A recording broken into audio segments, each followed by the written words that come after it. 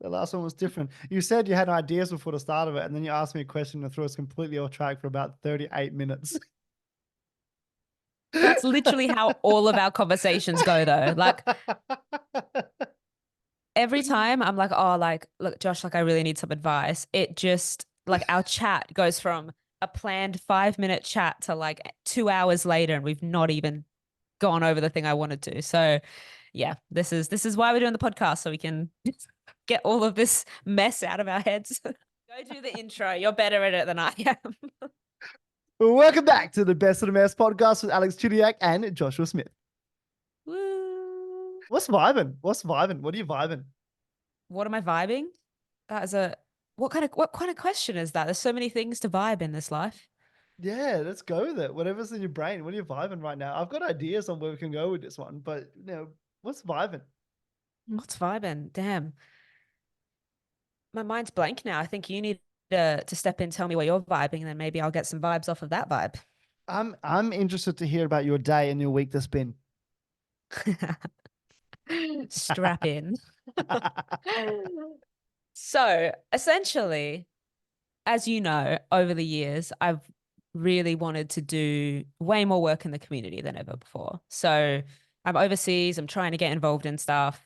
It's really difficult. I get to do things here and there, or I get to, you know, luckily get linked up with some really cool organizations overseas and have cool chats with them, but I can never go out and then do anything about it because then I'm moving off to the next club and you can never really set roots down. So it's been a little bit agitating to say the least. So January's been on a bit of a rampage to try and get extremely involved.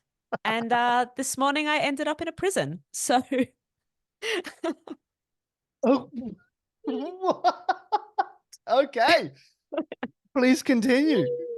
yeah, well, look, the beginning of the week starts off differently. I am going to be starting, I'm going to get my first job. So first job ever outside of football. And that's going to be working with an organization called What Ability. And they essentially train up, athletes to get linked up with people from all different ages that have various different disabilities. And I will learn how to be a support worker. So I've been going through this week all of my NDIS workshop booklets and stuff, going through hand hygiene stuff, police checks, all the above. Hunting down my birth certificate, which was harder than I thought it would be.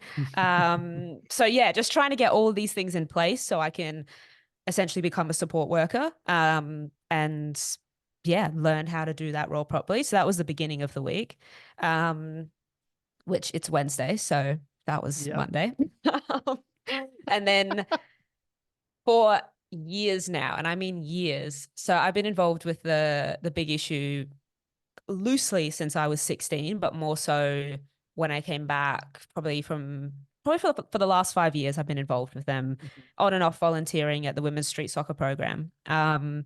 And the guy that got me involved in it, guy named George, who is absolutely like one of the best people I've ever met, he always told me like I need to get you to come into our prison program.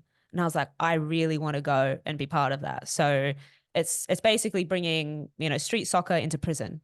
So I was like, yep, sign me up. I really want to do it. But it never worked out with the schedules because it's, as you can imagine, you can't just rock up whenever you want. It has to be at specific times. So it was on a Wednesday between 8:30 and 11:30. I train in the mornings, so it was just never going to be possible. But I got a Wednesday off and I was like, George, let's lock it in. Let's do it.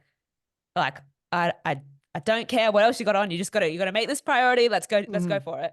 And he was like super excited. So I have spoken to this group before, not all of them. The ones that wanted to listen in could. It was via a Zoom call when I was in the US, but this was the first time actually getting to go into the prison, and it's a high security male prison. So Wow. so like I got to have that experience today and score some goals in prison, which was sick.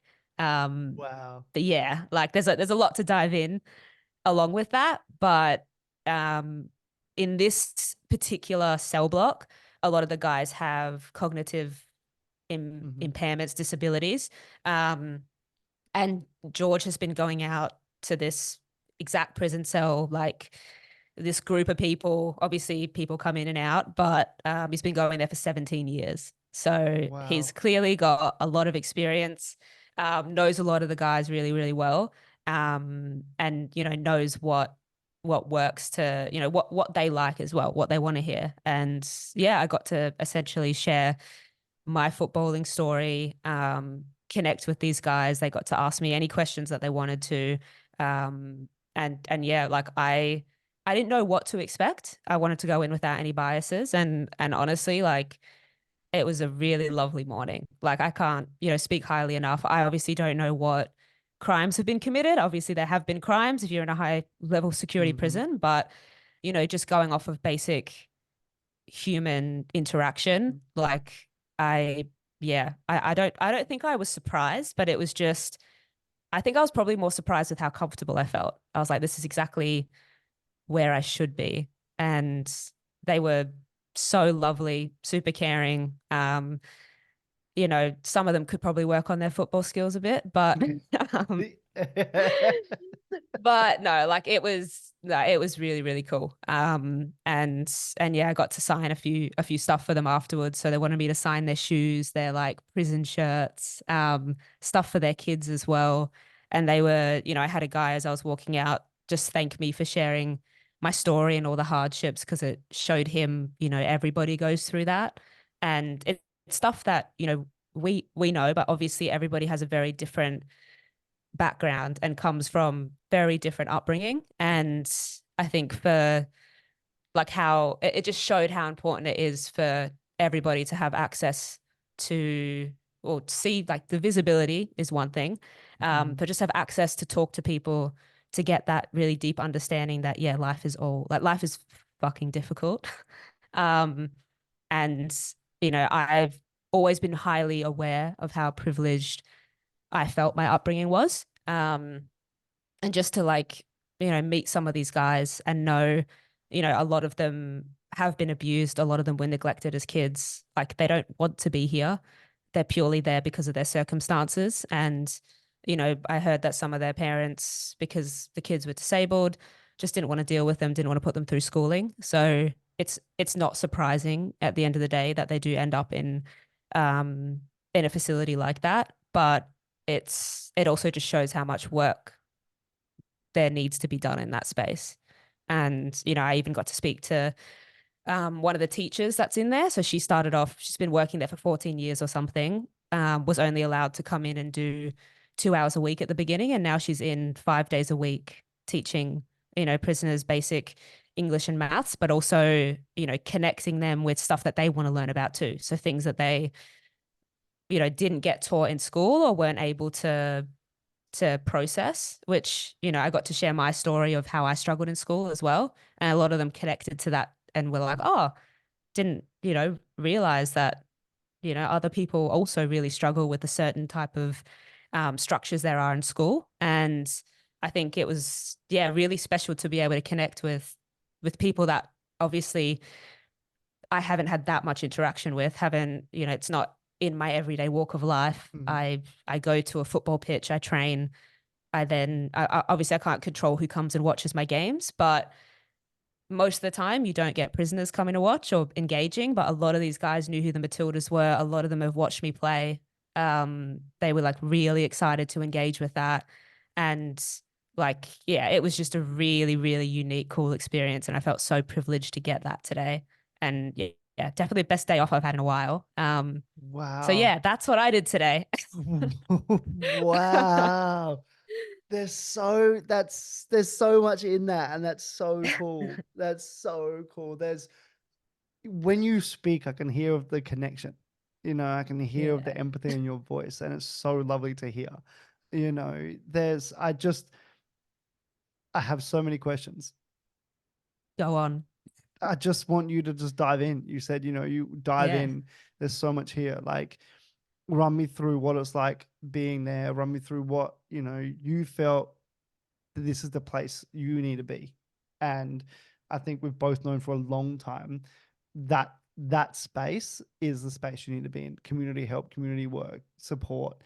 Um, so what I think I would love to hear about is like how you felt going into when you first got in there, the first presentation and introductions, like how all that went. Start there and then just talk, just dive.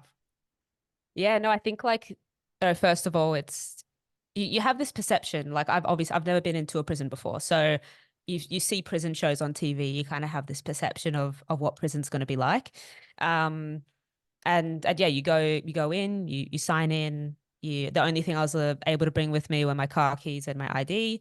Put that in the box, do the little scanny thing, go through a whole bunch of different security barriers with key cards and doors opening, closing, all that kind of stuff.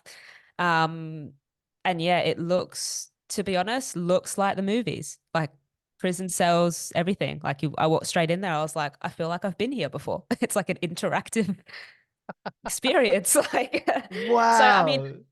but in a way, like I guess that's where the comfort came from. And Hmm. also, I had spoken to a few of these guys before. I didn't know if they would remember me, but a lot of them did and were really excited to see me, which was super sweet. So straight off the bat, it was conversation after conversation. The time went by super, super quickly. And George had a meeting that he had to attend to it at 10 a.m. and we didn't realize how much time had passed. And then we had to end up going to that meeting, then coming out to play with them afterwards. But it was, yeah, constant conversations, learning about, how things function there. They all have the different roles, like I guess you see in the movies. Some are on like the cleaning duty, cooking. I learned about the different mentors that they have within the prison system. To look after some of these guys who have these disabilities and are a bit more vulnerable than other prisoners. So, I got to see the gardens they upkeep. They were kicking a ball around, booted it completely over like three fences. Prison guards just have to get it and throw it back. Um, but yeah, it was like it was I just felt weirdly like comfortable being there because Hmm. at the end of the day, like I guess I see the best in people. Like I had absolutely no reason to be like scared of these guys. I don't know them. I don't know what they've done.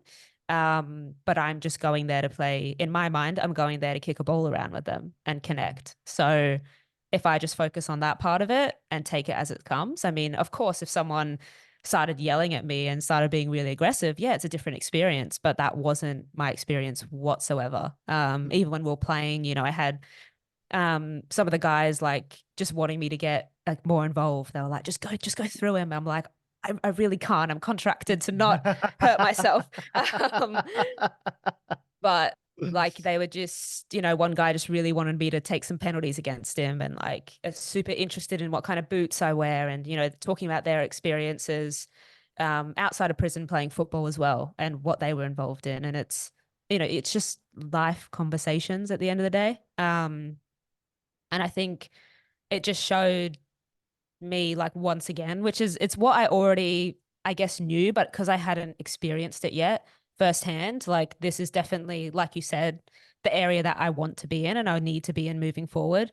Um, but I'm in a very big learning phase at the moment. So I'm Mhm. looking for mentors exactly like George who have been in the space for a very long time. And it's not an easy space to be in because I mean you need funding, you need people to back that and to believe in it. There's not a lot of money in helping people, which is bizarre in itself. Mhm. Um, but also as athletes, the message that I've been hearing since I was quite young is that, you have a profile, you have a role to play in the community. And as much as fans like to say to a lot of us, just focus on football, it's not true. We're all people. We're all part of the same community and society, and we need to help each other. And if my views on people that come from diverse backgrounds are positive, and maybe that will change someone's view to look at them and treat them like a human being instead of what they've done or what circumstances Mhm. they've been through, then that's my role. That's my role and what I can do.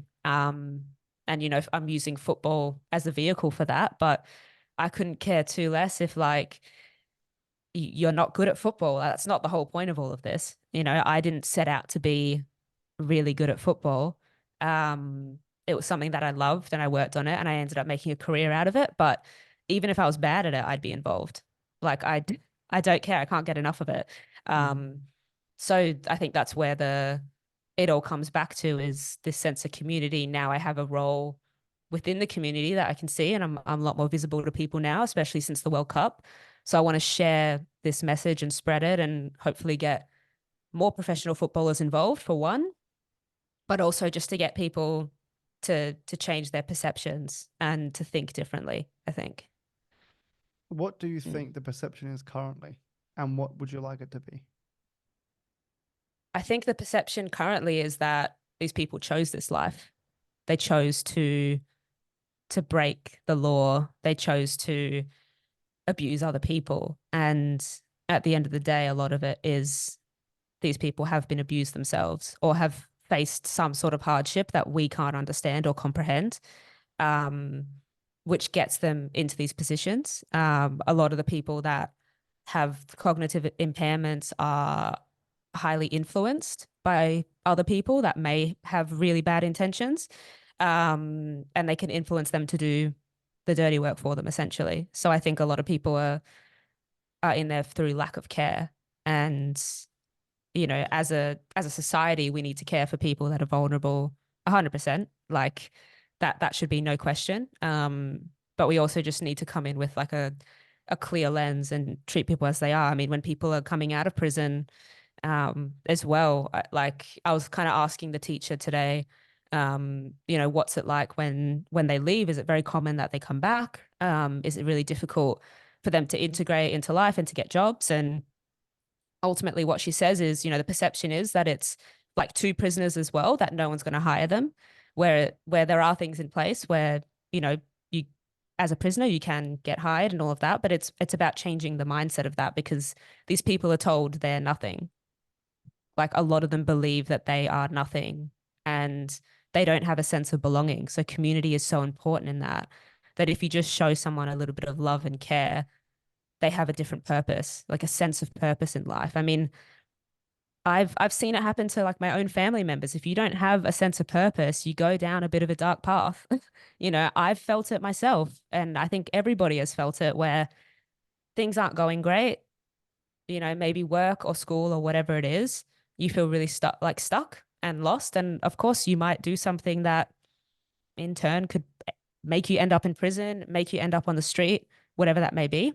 Um, but I think people just have this perception that, it doesn't happen. It couldn't just happen to anyone. Whereas, my view is it can happen to absolutely anyone.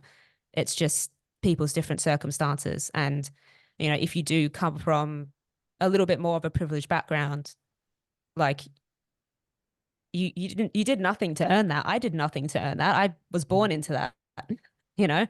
So I've always wanted to give back, because I saw those before me do that.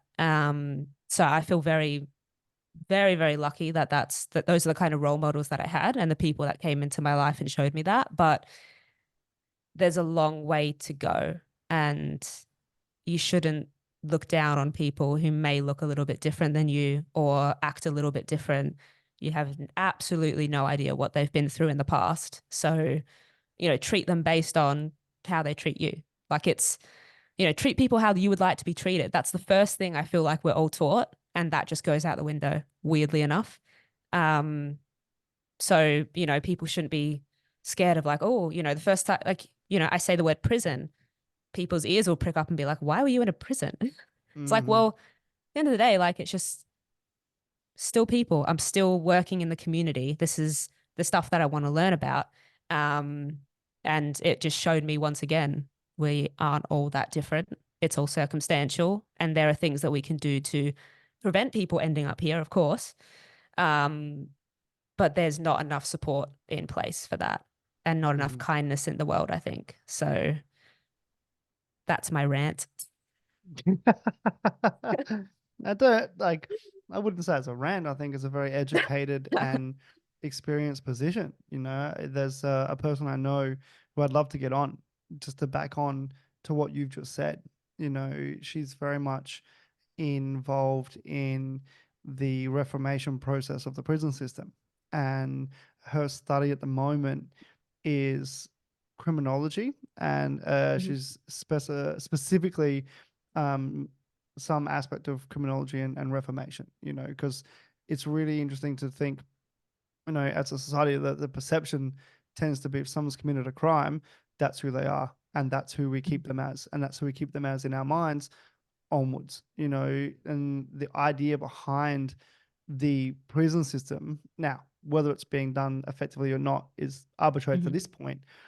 But the idea behind the prison system is recovery, rehabilitation, and reformation so they can get into society. You talk Mhm. about these people, these men have committed crimes and there are victims on the other side of their crimes, you know, which is, which is, tragic as to what's happened. So those people have an experience and that experience has to be acknowledged as well. But what you're talking about is the actual reformation process, coming out of prison, integrating back into society, and providing a support system so others don't get into that situation, or that their children don't go into those situations, or aren't, or disadvantaged by the situation that their parents are in. And I think it's very important to have those conversations and to speak about these things, and to have people like yourself go into these places and come out and tell those stories. It's really important to have that, because without those stories, without those experiences, people aren't going to hear these things, and the idea and the perception just continues. It just rolls on to the next generation or rolls on to the next person, Mhm. without actually understanding where things have come from, and the changes that can be made, and the changes that need to be made for things to progress. The Mhm. underpinning, and I think the foundation to our connection and your connection with all those people, George, and the people in that, the big issue community and the prison systems and the other places, the organizations you work for, the foundational philosophy or principle is the idea of progress and making things better than they have been. And that's, to me, it's super exciting. Like, I really love to hear this. It was not the day I was expecting you to have, but at the end of the day, I don't. I mean, I don't know what I expect my days of yours to be because you're living your life. So, so thank you for sharing. Like, that's really important to share. And I'm really happy you shared that, because it gives light to these issues that can be affected by every person listening. You can do something to make a small change, and that small change can then escalate, or it can just be a small change for the positive, and that's totally okay and necessary, especially with all the things that are happening around the world, especially with all the things that are happening within our own worlds and within our own lives. The very name of the podcast is Best of the Mess. We're trying to make the most of Mhm. the situations we find ourselves in. And that's exactly where you Yeah. found yourself today. Wow. I mean, like exactly what you just said, I think a lot of the thing is people sit back and they're like, oh, there's just too much to do. Like, how am I meant to make an impact? And, I used to think that as well. I was like, where do I even start? I've been involved in a bunch of different organizations that do vastly different things. And whether that's be by donating money or just having a chat to the participants of that community or whatever it is, um, it's kind of also in turn directed me into a bit more of a like a mini box in what I can actually tangibly do with the situation that I'm in. I mean, I'm a professional footballer.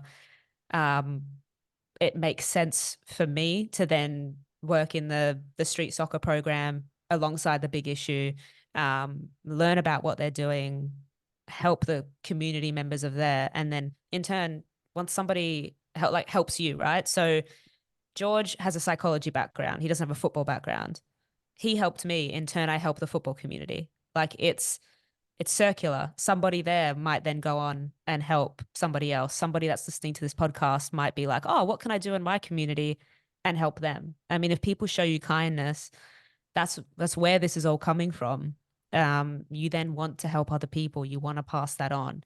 And it doesn't have to be this miraculously big thing. Something small really can make a difference in someone's life. I think that's the main message from all of this. Yeah, exactly. And you talk about the connection.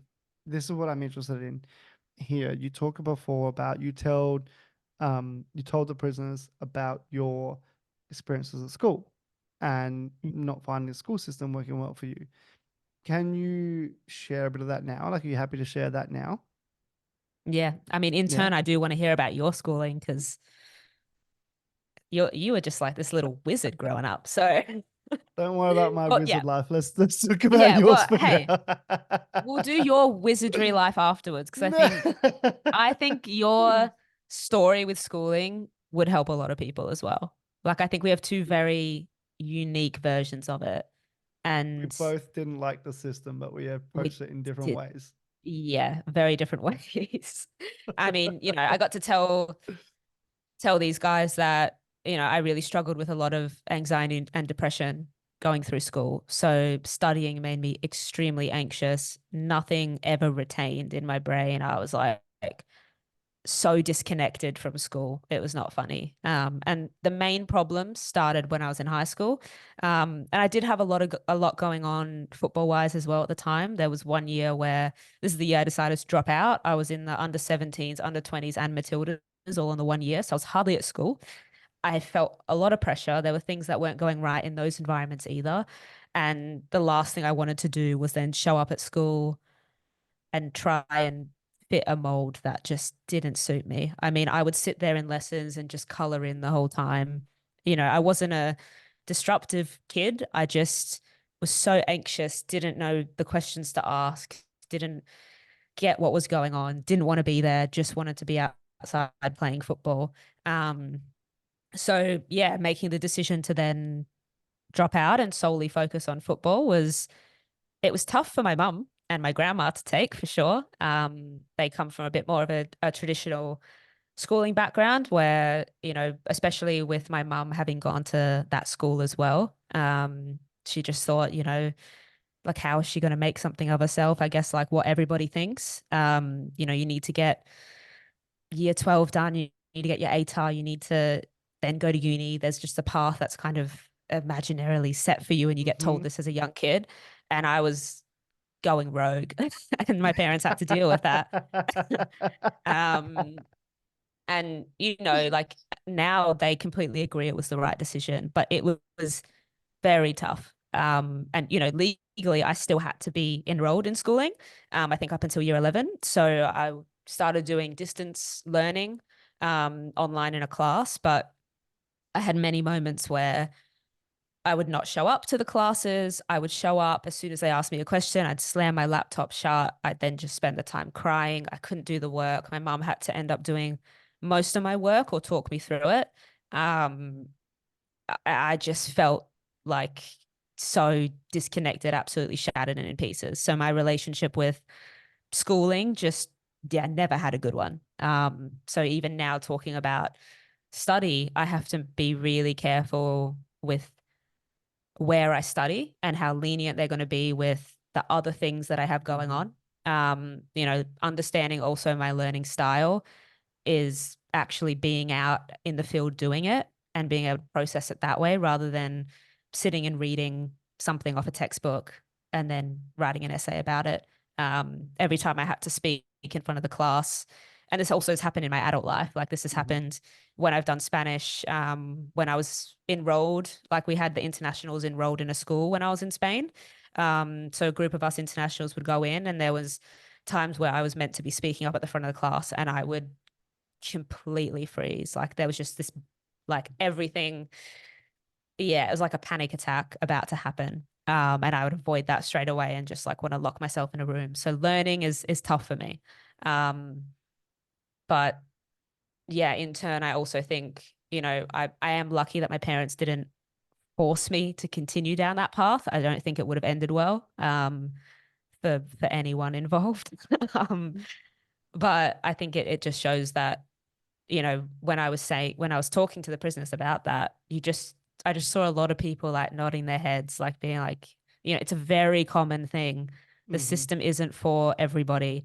Like, unless you train teachers to work with people who have, all different types of learning styles. And I just doubt that that's going to happen because, I mean, teachers are so underfunded and underpaid. Like, they're not going to be able to put the effort into that. That's why hard teachers are, it's difficult to come by them, right? Like, difficult to come by good teachers who go the extra mile.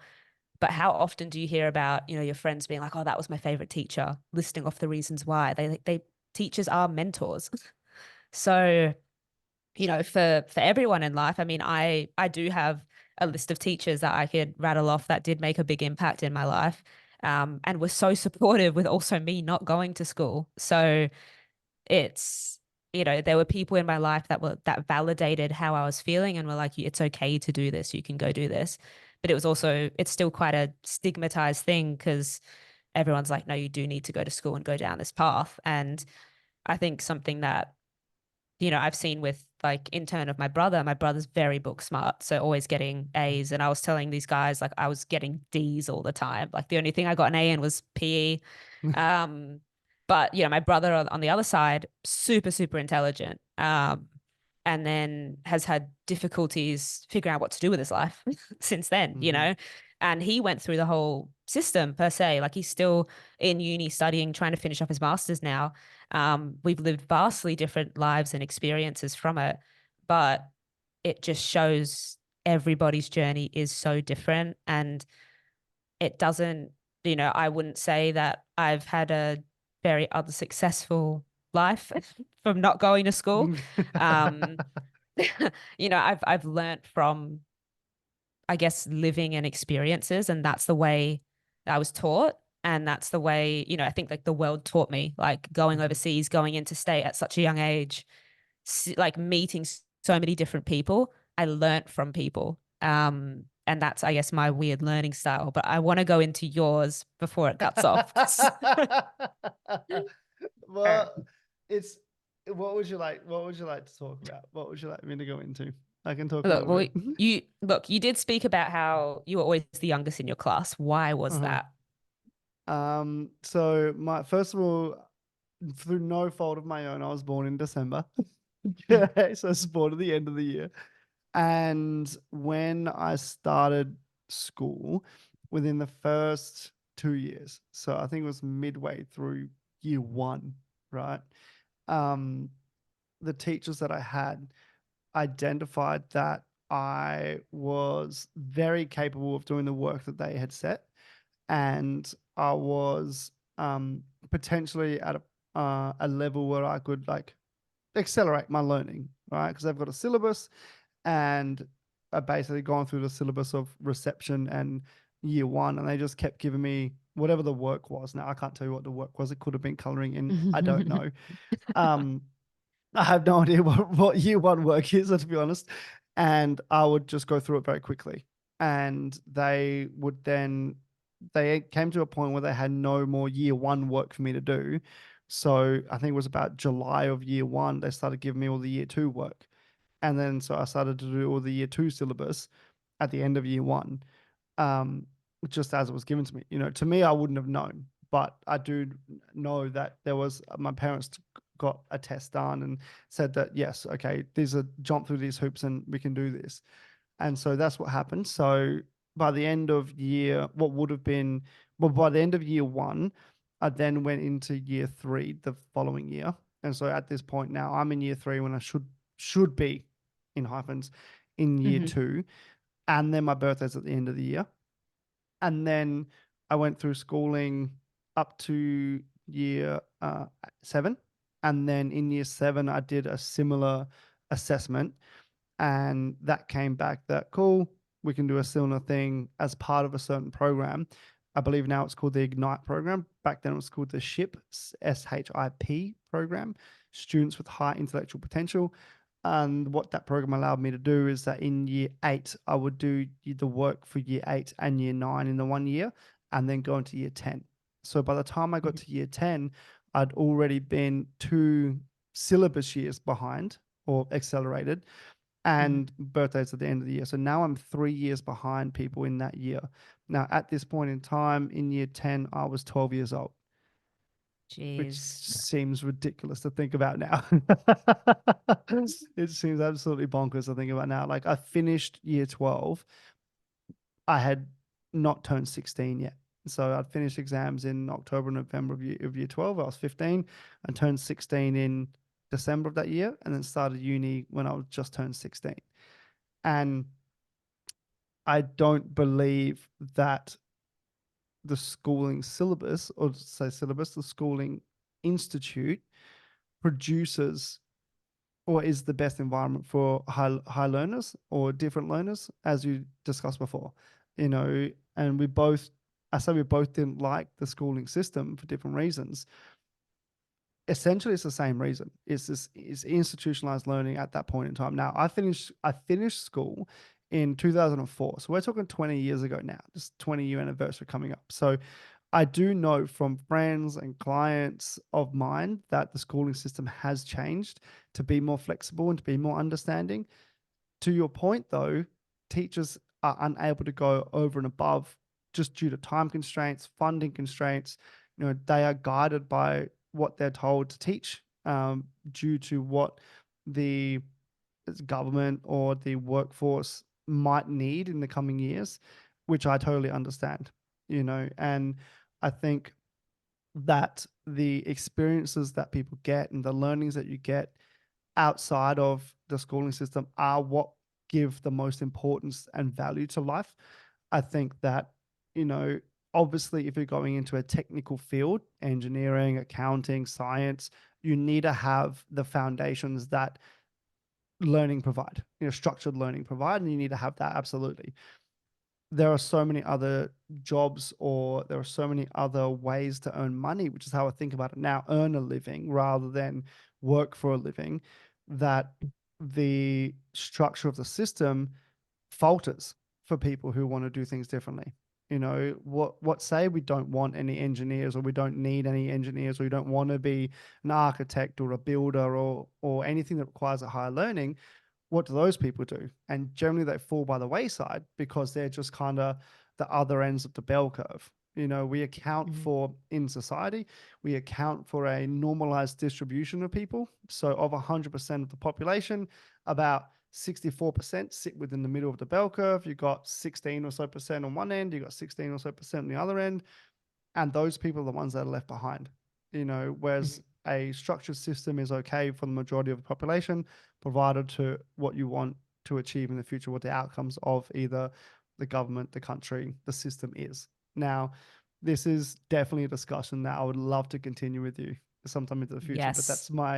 that's my wrap up of what we are talking about just then. And I Jeez. think it's been really, really cool to hear your story about today and your thoughts on, you know, the system that you've been in and a bit of your background as well. And I think that we will explore this in future episodes, because I'll definitely look to get those friends of mine on and we could chat more about it. You can really connect over that. What do you think about that? 100%. I was going to say 40 minutes is never enough for us, but yeah, this conversation isn't over. There's still more to your story for sure. We'll be back soon with another episode of Best and Mess. Thank you for listening, everyone. We appreciate it. We love you. Bye.